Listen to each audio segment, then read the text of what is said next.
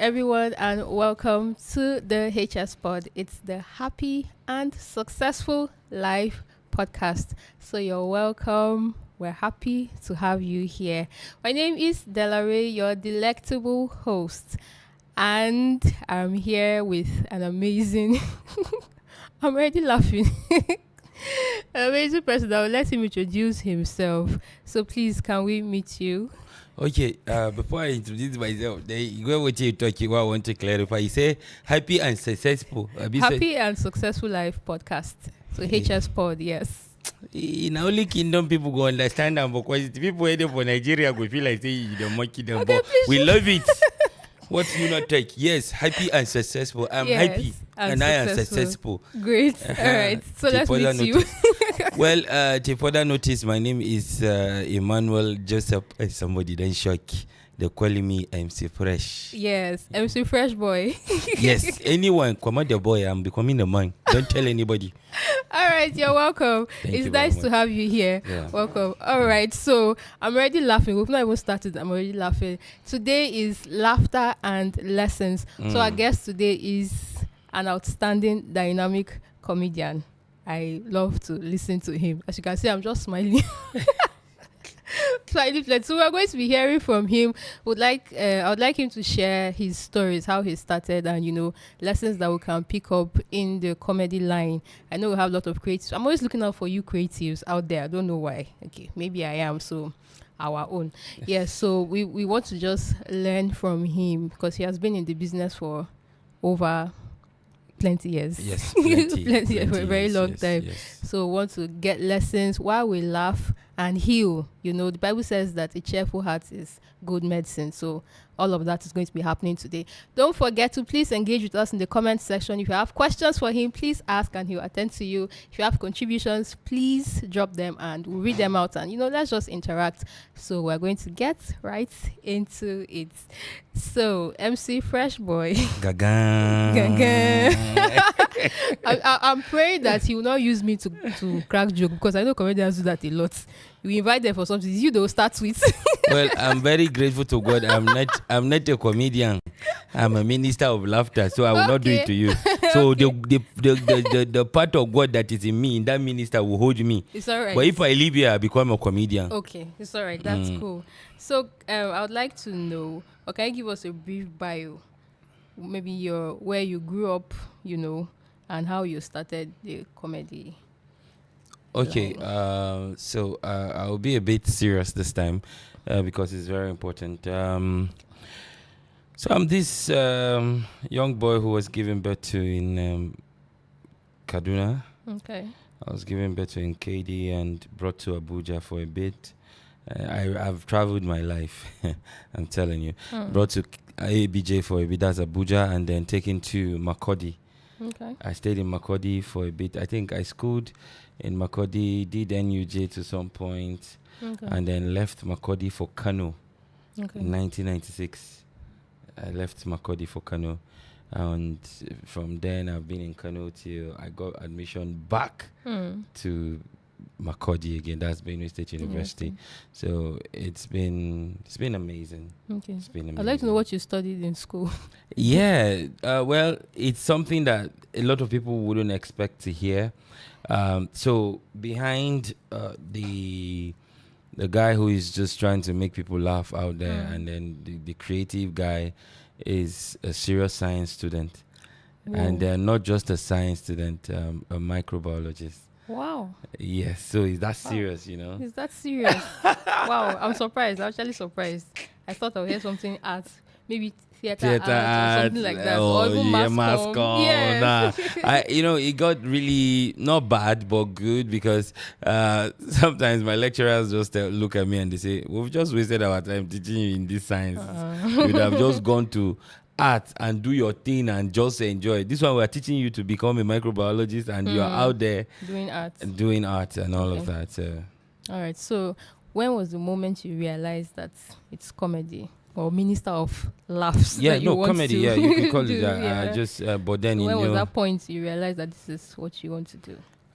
So one of the things that people don't know is, and I believe this is the story of a lot of creatives. They have somewhere where they started from, not really what they are doing now and known for now. For me, so many years back, I started as a dancer. Okay. Yes, I had a crew. We were into break dancing and all of that, watching Michael Jackson and all, and doing the beat we could with Usher Raymond, Chris Brown, all of those. We wanted to just, do all of those things. I had a crew. We were always up and about, rehearsing, going for one church to another, ministering and all of that. And so it got to a point where I needed to write WAEC. Okay. And I knew if I'm going to write WAEC, it means I have to be out of the crew for a period and then get back. So when I was done, I got back and I was like, "Oh guys, what's up? I'm done. What's up? What's happening?" And they said, "Well, that I should sit and watch. If I can catch up, I should catch up." So it felt like, for me, no, that's not nice. I expected to hear, "Oh, do you know what? Just sit. We'll show you the step and then you do it and then we'll continue like that." But it didn't happen, and then I kept struggling, trying to get all the routines that have been done while I was not around, and I wasn't meeting up. Okay. So luckily for me, during that period, I was the social prefect of my school, and at the same time the president of press club. So we got an invite from a school in Kano to come for social events, social day. And then we got there. Yeah, it was a day thing. So we got there, and I got a whisper that at first we were told 2 slots. I said, okay, one person was to sing, the other person was to dance. So we got that fixed, and then we actually did, sang and danced. And when they were rounding off, the prefect of the school came to me, the president, and said, "Oh, we'll need one more performance from you guys, whatever it is you people can do." Okay. And there was nothing. There was no one, because it wasn't pre-planned. Okay. And I was like, okay, this could be, let me just go and do. I was just there thinking, what do we do? So something kept pushing me, saying, just do comedy. Okay. Just try comedy. And so I said I would do comedy. And I got there. I started talking about their decoration for like almost 5 minutes. First, I started with the introduction of myself, playing around it, and people laughed. And then I looked at the decor, because the decor they had was just, the blank wall. And then they had just this, I don't know what they call those decoration materials, but they had just one of it. They wrapped it in the middle. You could see empty wall. The other part is just there hanging in the middle. And then I used it. I spoke about it. They laughed and laughed, to the point that when I was done, the teachers called me to ask, "What school are you from?" I told them, "I'm from Ekwa." Yeah. Baba Lamdu. Say, "Oh, nice." Say, "Is this what you do? Like, are you a comedian or you're just a student?" I said, "I'm just a student." And one of the teachers said, "You better go and do comedy." So luckily, church had, the Catholic Church then had Youth Week, and they started calling in for performances, and called some people and asked that if you really want to perform, just come and do your beat. You get, and if you can, show yourself, get auditioned, and if you do well, you'll make it to the big stage. And then I was like, okay, I'll try. So I actually went, tried, did audition, and they gave me the slot to do that. And the first time, like, officially, I told myself, okay, this is comedy for me, was when after that particular meeting, because the meeting I went up, did comedy, and people came out and they were sparing me money. So I was all excited, like, oh, wow. And then the second time I did it, they sprayed me money. So I had to meet a senior colleague, 16. He's in Kano. I had to meet him. I was like, I don't know, this comedy thing, I'm beginning to feel like I have a thing for it. Yeah. Right. And then he said, okay, so how has it been? I explained it to him. He said, congratulations. just do it. You can do it. Yeah. And then that was when So, it but started. that social day was the very first time that That you was the were very first time I was performing going up as a on stage. comedian. Yes. Wow. And you made people laugh. And I made people laugh. Without Yeah, you know knowing. how you do it and then you're like, okay, Okay, yeah. so this is so effortless. Wow, that's cool. So, who were your biggest influences when you started out? And are there any funny stories of trying to imitate them? Yes, you know, and a all of lot. that? Yeah. I think one major one is Clean the Drunk. Yes, and in fact, my last event I did on the 1st of October, Independence Laughter with MC Fresh. He was the major act for me because that's my first in Abuja and a major official one, though I've been doing in Benue, but I needed to have him there. And we had the conversation. I reminded him of a lot of times. I met him so many years ago here in Abuja in Holy Trinity. And he came to perform, and when he was done, I just shook hands with him. I took pictures and kept it. So when I got to Kano, going about the comedy thing, there are days where I would dress scatteredly and even do the drunken movement. One of the times I even held Morning Fresh. I held one of those dishwashers, and I was just going about and all of that. And I mimicked Clint for a period, but then I was literally that guy who cracks jokes with pidgin. My house herself came out when I got to Benue. So Clint is one major person, and for mimicking, then for trying to understand the art of comedy through someone, that would be Basket Mouth. Yes, yeah, because even the hairstyle I have now, still till date. When I started thinking of this hairstyle, he was the one I was looking at, and Basket Mouth was one major person I was looking at for that. Okay. So what's harder between these two now? Making strangers laugh, or keeping a straight face when something unexpected happens? Which one is harder for you? Keeping a straight face, because making strangers laugh is not. It's not that easy. It's not a problem. It's not difficult. Okay, it's not difficult. Yes. Okay. But keeping a straight face, like I. So yesterday I had an event, and I did a game, and this guy dressed all dressed like a chief with a cap and all of that was part of the game. So I gave them, it's a scavenger game, I gave them a task to run into the audience and get something. So while they were coming, other guys were seated, and it was him and a lady rushing back to the seat. So when they got there, the way the lady drew the seat, and he just, if you see the way he fell, everybody was, I couldn't, I had to turn and face the wall and started laughing. I said, before this guy was saying, oh, you set me up and you're still laughing at me. So, but then if it's making strangers laugh, one of the things I know God has blessed me with is it's like a gift. We've studied to understand at some point that there are tricks to this thing. I necessarily do not need to do so much. Not like I don't need. There are people who literally will keep a straight face, but you try to say one or two things and you keep pressing, and then at some point they'll just let it go and all of that. But there are things that will happen. You really can't help it. Okay, so I'd like to know now. I know for musicians or singers, they plan songs to sing, they rehearse and all of that. So as a comedian, do you get to plan your jokes ahead of time, or you just go with the flow? Well, even the Bible says, study to show yourself approved. Yeah. Okay. And one of the good things that we do that can help anybody is you have to now have an open mind. First, because how jokes come for some people is different.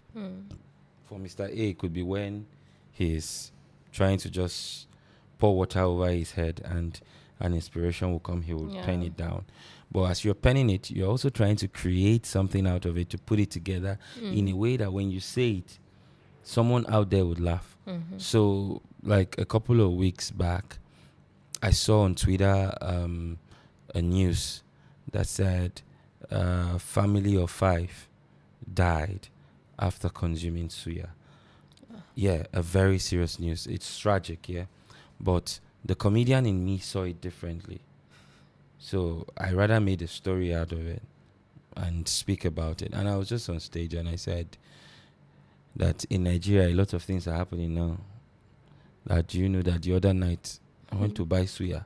And you know, outside people, some of these may suya, they can disrespect you.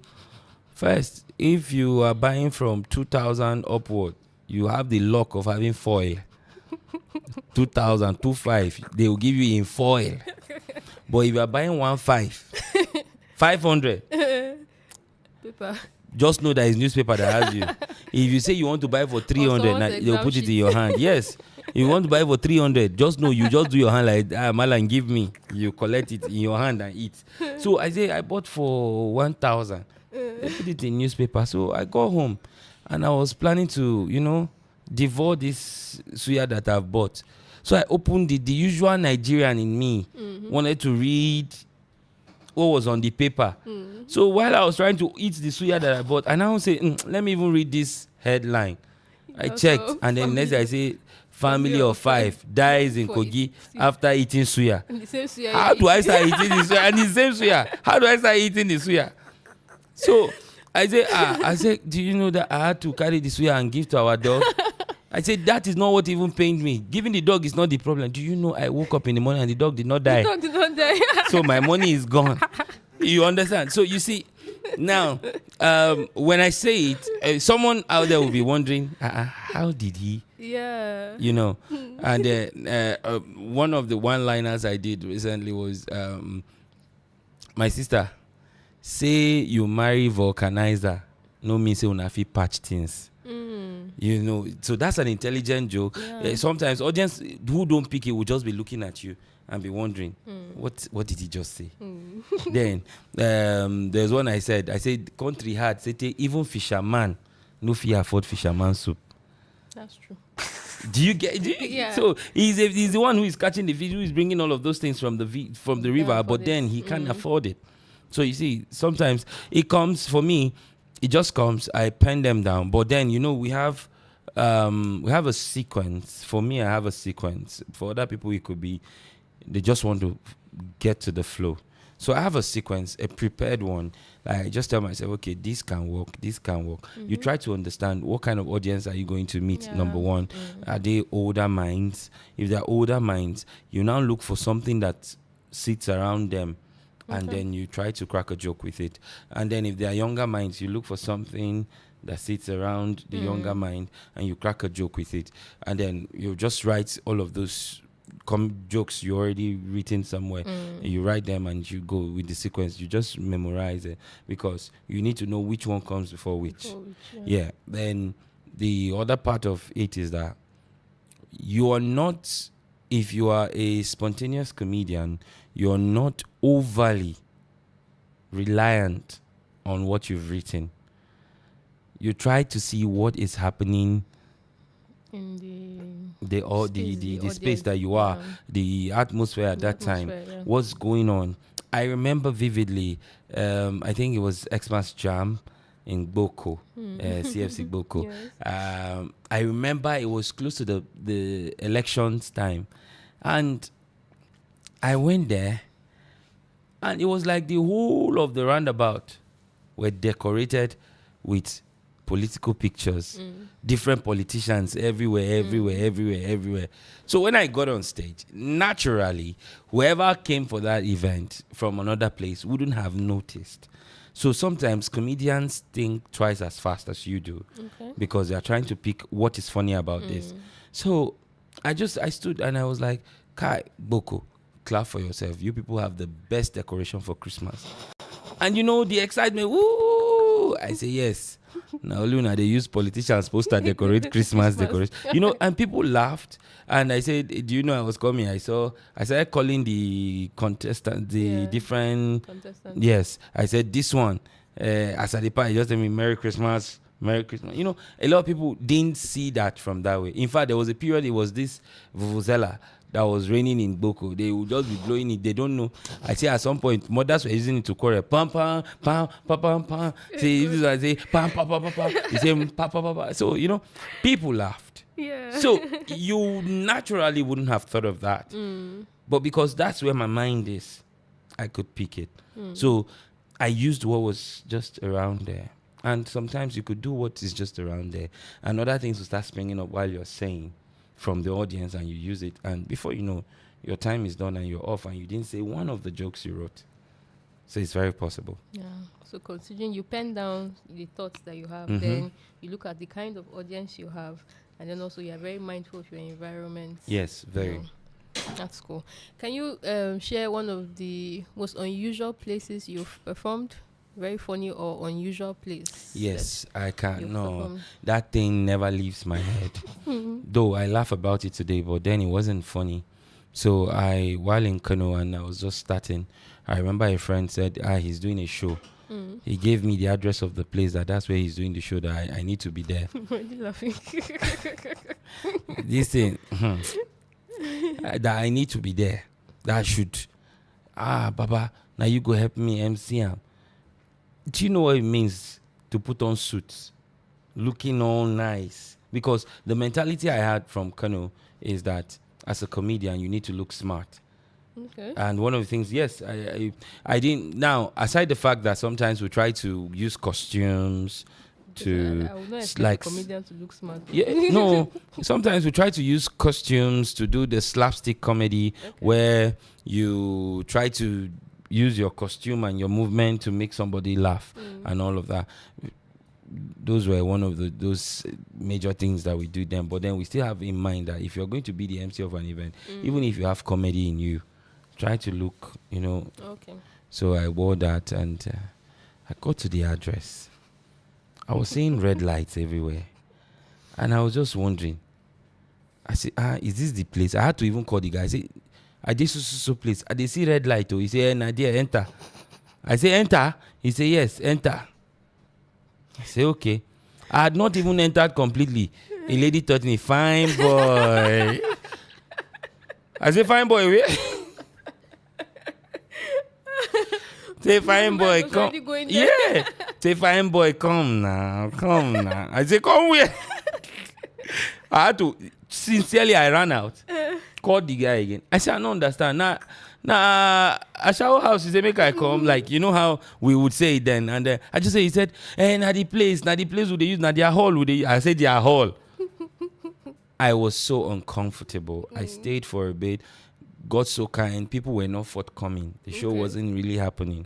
So I quickly ran and left. That place, no, I can never forget that experience. Next day, it was not, Baba, you safe. Church boy. I say, you want me to do deliverance for me? Never then. All right. Okay. Well, so, comedy can be tough. I get to feel for comedians sometimes that come and crack a joke and it doesn't go very well. My mind like, I'm feeling bad for them. Like, how do you handle that? Are there times where you cracked jokes and it fell flat? Well, how were you able to handle it? Okay, so people can be very funny with their reactions. And I tell you, sometimes to be factual, if you don't understand the business in itself,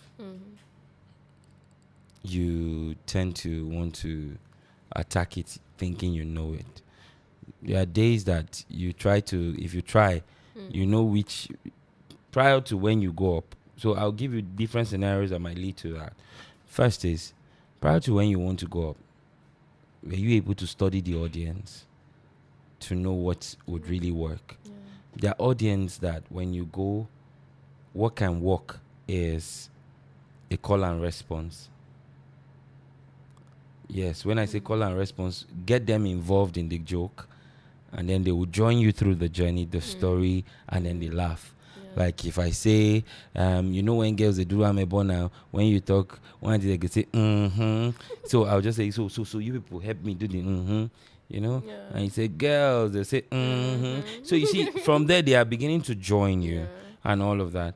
Sometimes you might do it, and then if you have a very hard audience, a tough audience, there are days like that.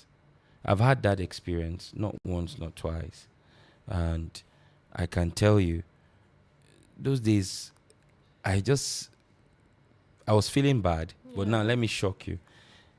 Out of 3 of that experience, 2, one person came to me after the whole this thing, I cracked the jokes. I know I used to crack different places and people would laugh and all of that. And when I was done, everywhere was still quiet. I just came down. But guess what? Every single person who was passing was saying, man, you did a great job. I love your jokes. I love, yes. So you now be wondering, so why didn't you people laugh? People laugh. And I got this thing I'm telling you, not one, not two, close to like 10 people. If 10 people out of that kind of audience will tell you, I love your jokes. You did good. Man, someone even collected my number. The second time I had such an experience, when I was done, someone came out, the person was leaving, said, you did a great job. And he placed his hand in his pocket, brought that money and gave to me and say, great performance. And then I'm like, okay. But I didn't hear people laugh. Yeah. For us, that is what feeds you. It's just like telling a worship minister to worship and then he's trying to worship and everybody's pressing phone. Can imagine. You know? And then after everything, you come to tell him that, I was so blessed. You get it will sound a bit off. Well, I had those days, but then how you tell yourself the truth is, I always do that. I just say, man, this is not the day in the office. So just go. You can always brace up. There are other events. There are people who naturally didn't come to laugh. There are people, maybe the audience didn't really they didn't come prepared to laugh. They want to just get to the business of the day and leave. So you see, you can struggle with that. So how do you stay inspired generally? As you've been doing this for years, what keeps you going? How do you stay inspired? Well,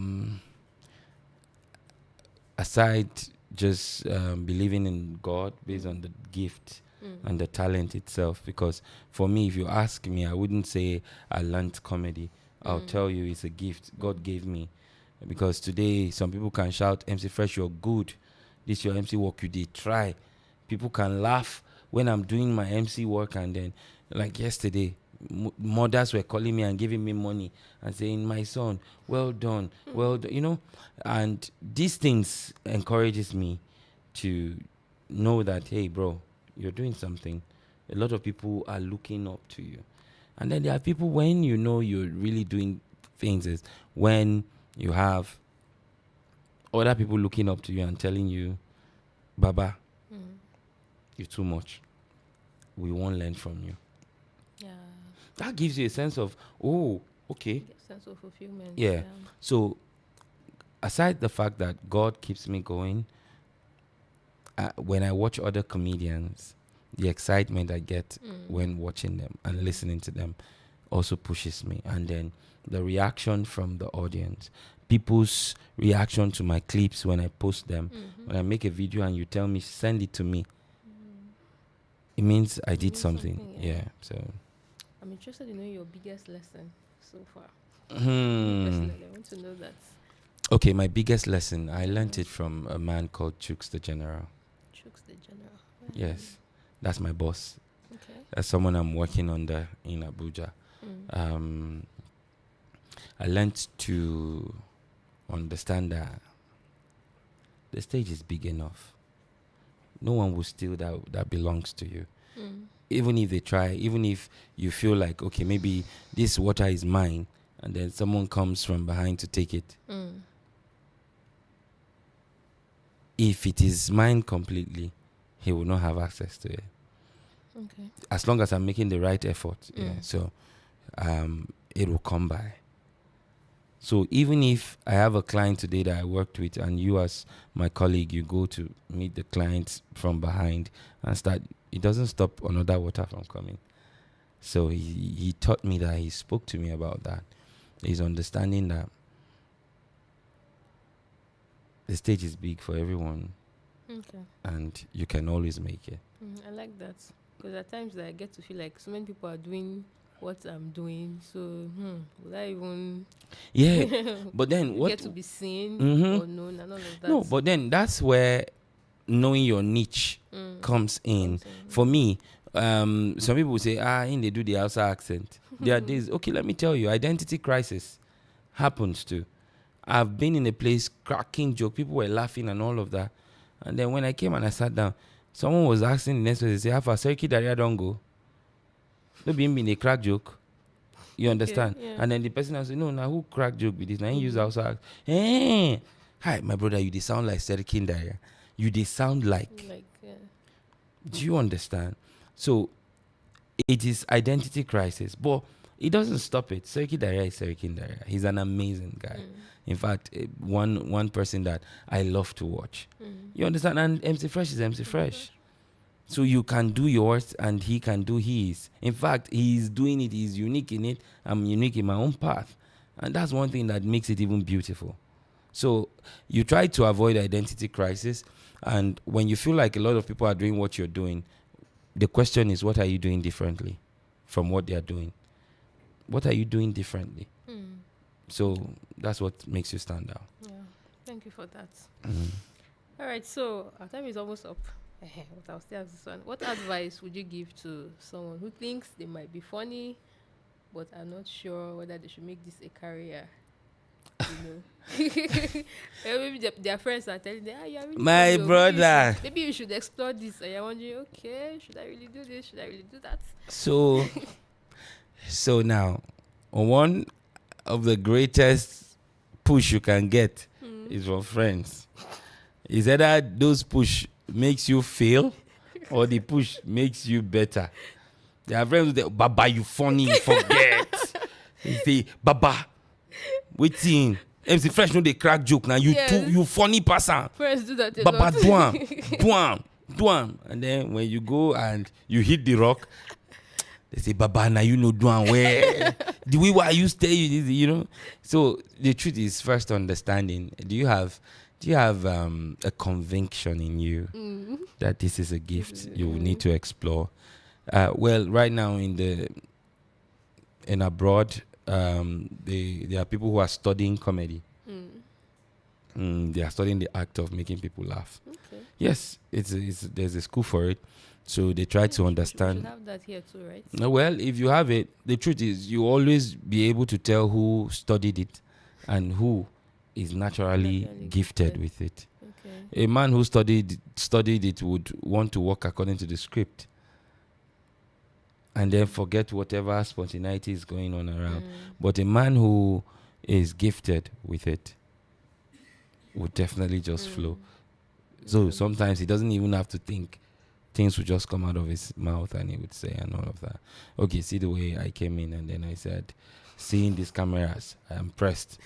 You understand? And you know, so it happens. Someone who studied it would just come and sit down with seriousness and say, please, where can I ease myself? You know? So it's just what I can advise, whoever it is that feels like they have it, first have the conviction and then be able to at least make your way to try it out. I test my jokes. Okay. Yes, if I write a joke with today, someone around, with my friends. Okay. And I won't tell you it's my joke. Okay. I won't even say it's a joke. Okay. I just look for one thing that we're discussing, one thing, and it might not be related. I'll just bring it in, and then I try to chip in the joke. And if I see the reaction, they laughed. I'll say, you know, Ali Baba said something where you can finally certify that you are a comedian. That you shouldn't tell him you're a comedian if you cannot crack jokes with the things around you. If I enter this place, if they say chair, I should be able to say something that will make somebody laugh about a chair. Everything. You should be able to think something. That's why he brought about his Alibaba spontaneity. I think I was there like 2 to 3 years ago, and I came second, all the way from Abuja to Lagos, and it was amazing. And where you just go, you pick a paper, whatever it is you pick, they'll tell you this is what you've picked, and you crack a joke with it. You quickly make a joke out of it. I remember picking Dangote. And I was like, they said he's the richest man in Africa. He's the richest man. And I remember vividly, people always shout this thing, name the follow person. That since 2 years now, my dad has added Dangote to his name. His account balance has never rised. You understand? And people, you know, they cheered because how were you able to just come up with this? No, that you picked the Dangote. You understand? I also picked Village Meeting. And I say, if you no make better money as you go village meeting, now you go use your teeth to open Fanta for everybody. All of those things. So it just makes people, okay, no, this one, we'll clap, and then that's it. So I feel like you test yourself, get the jokes also, write something. Don't claim to be funny with people's joke. Now, one of the worst things that can happen to you is cracking somebody's joke and still not being funny. A joke that someone made that was funny, and anytime people listen to it, they still laugh. And then you now decide to make that joke, and then nobody is laughing. That's the worst of failure. Do you think that's a personality thing? See, I don't know. There are people. I've seen that happen. It's your delivery. Okay. If it's not in you, it's not in you. Okay. And then your ability to understand. I can crack somebody's joke, and I need it to be funny. Okay. That's how it is. So, for whoever wants to do it, I think you should just push, try it, but then be sincere to yourself. At the time you hit the bottom rock, be able to tell yourself the truth. If this is really the path you're supposed to be at, or you should try something else. So don't just be following what your friends are don't saying. Just no sure, friends.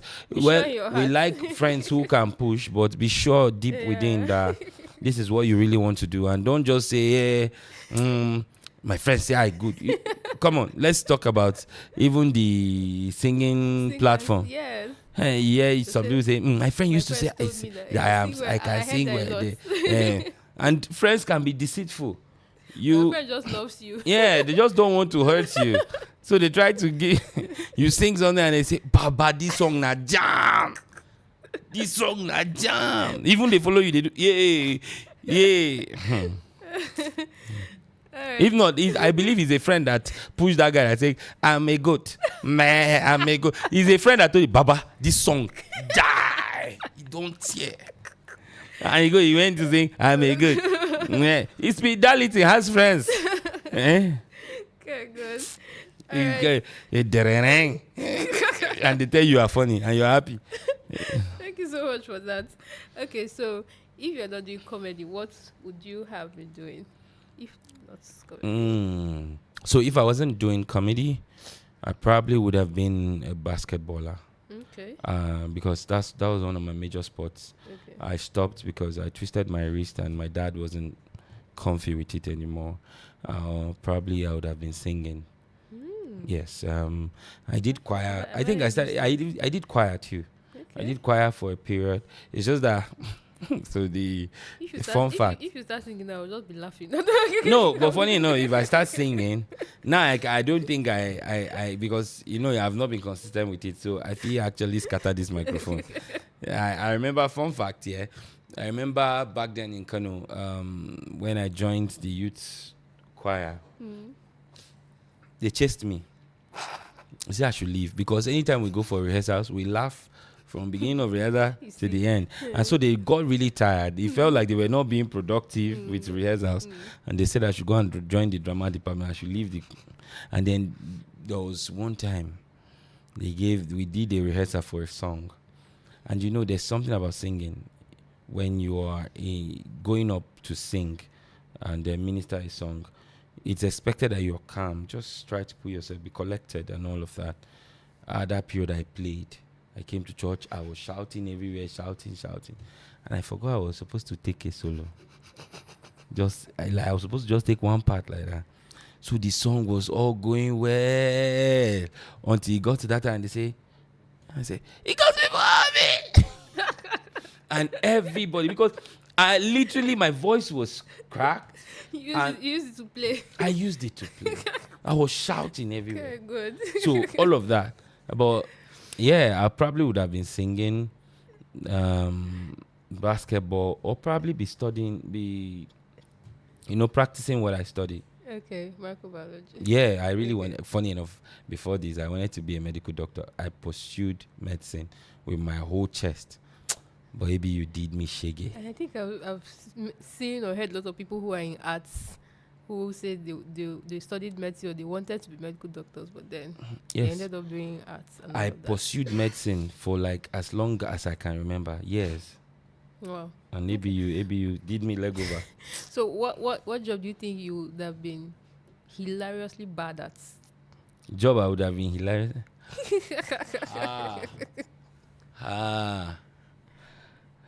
Gym instructor.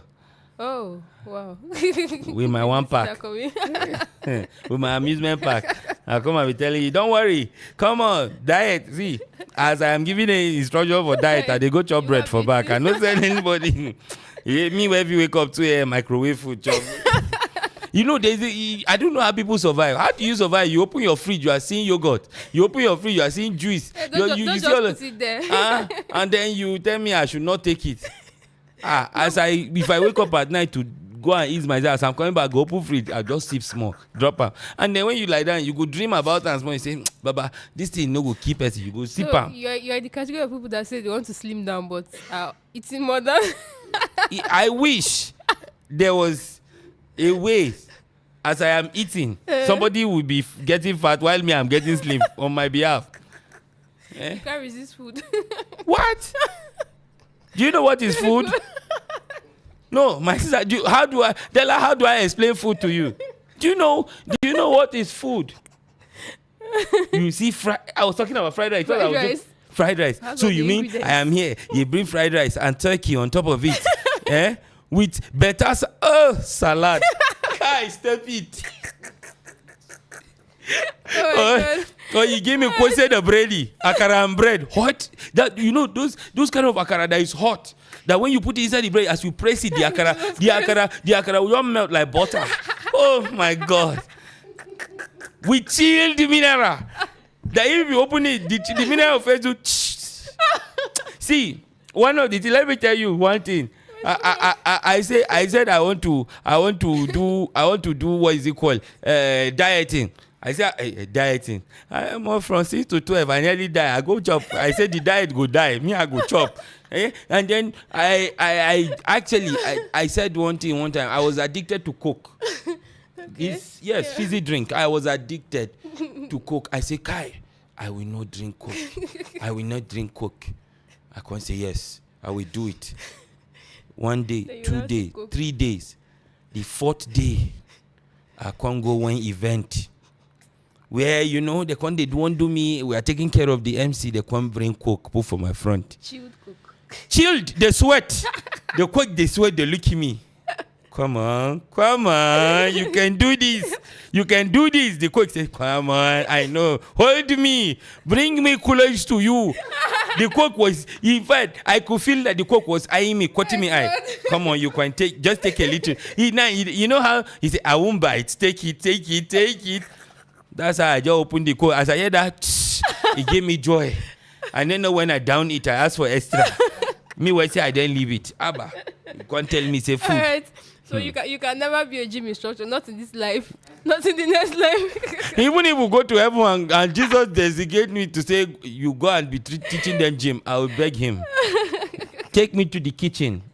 I know this. I know the tactics of kitchen. I know how it works. Now maybe the type where they cook, I go test the food. Before food done, you don't finish. What are you not saying? You go cook as I cook goat meat. Maybe not 20 days there. As I am, the food is getting ready. Be rest assured that you are seeing 3. MC FRESHBOI, please. My stomach. No. All right. Thank you so much, guys. I can see your comments. There's a lot of laughter going on. Oh, wow. So I said, food is life. Yes. Another person said, I'm with you, my brother. Okay. Food is life. Food is life. Do you know what it means? I feel like they should do a national food day. Okay, that would make sense. Yes, where we can express ourselves. Because I see no reason why human being go wake up by himself, say, okay, I want to eat healthy. So the one I'm eating is not healthy. Swallow for I came magana swallow sokora, you hold the fandedian, you slap it. The fandedian will semi look you see better vegetable soup. You go and say, eating healthy, you can't eat green peas and carrot. For what? Am I a rabbit? Rabbit, you did not hear that they say, what food does rabbit eat? They say carrot. You go come where they chop carrot. Leave carrot. See, leave rabbit food. Leave rabbit food for rabbit. And give us swallow. Fried rice. Give us, see, it not just location. Now make banga. Now make banga still be offer cook. Location. Give it to me. Have you tasted? Those of you doing dieting. Have you seen fisherman soup? You will look fisherman soup. You will leave it. It's healthy, my sister. Have you seen periwinkle inside it? When the periwinkles are calling you, my love, my love, my love, my love. Yeah, you can't say make I go do weight loss. Weight what? I don't want to lose the weight. Let the weight lose me. Let the weight lose me. What are you not talking? Say Maka go they do weight loss. Weight loss for what? Hell, Jesus Christ. Oibo man create iron give you they do before gym. The host chokes. Oibo man the chop. Please. Thank you. Thank you, MC Fresh. Guys, please let's show some love to MC Fresh in the comment section. Thank you so much for being here. We appreciate it. No, but this thing is Nandela, you have touched a part of me that I don't like. Oh God. Because Oibo man will do the gym. Now then they die of obesity. How many of them you see the gym? They say if you do, you have to lift how many reps? Reps, key the reps there. What reps? I don't need muscle. Give me meat. I need my meat. All right. Thank you so much, MC Fresh. Thank you. There are lots of comments going on here. See, my voice is... See what you've caused. Sorry. Now food, what's it? The food. Are the persistent? Are you cooking around here? I can locate it. I'm telling you, that is where my senses Someone are sharp. says that she has found a mentor for weight loss. So you have become a mentor now. My sister, let the weight lose us. Send me a message. I will give you my list of things for you to lose weight. Starting with swallow. Yes. They will lie to you, say 2 weeks. I did this thing, I'm telling you, 2 weeks. Try it.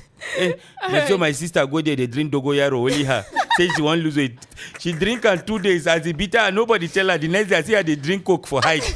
She hide, they take her and small. I say, na dogoyaro. He say, na dogoyaro. I say, na dogoyaro, there is a coke container. See, eat. My sister, eat before you die. Weight loss will not matter in heaven. The Lord, they will not, the angels will not say, okay, you come. Do you have 6-pack? Okay, 6-pack, enter. You 1-pack, go to hell. Nothing like that.